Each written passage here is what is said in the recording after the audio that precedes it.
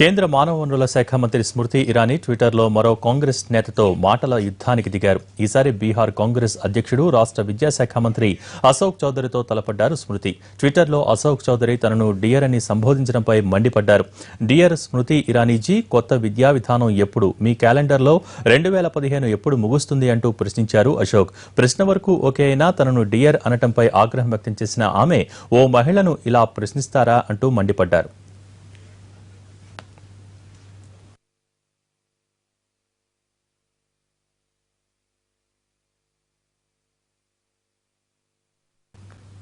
స్మృతికి గట్టిగానే సమాధానమిచ్చారు Ashok Chowdary. Professional mails ఎప్పుడైనా dear అనే పదంతోనే ప్రారంభమవుతాయని అన్నారాయన. ఇది అవమానపరచడానికి కాదని మీకు తెలియపరచడం కోసమే చెబుతున్నానంటూ రీట్వీట్ చేశారు. దీంతో తన ట్వీట్లు ఇకపై ఆదరణీయ అంటూ ప్రారంభిస్తానని అన్నారు స్మృతి. కింది స్థాయిలో విద్యా విధానంపై సంప్రదించని ఏకైక రాష్ట్రం బీహారే అంటూ విమర్శలు గుప్పించారు. ప్రధాని మోడీ, సంఘ్ పరివార్లపై విమర్శలు గుప్పించారు అశోక్ చౌదరి.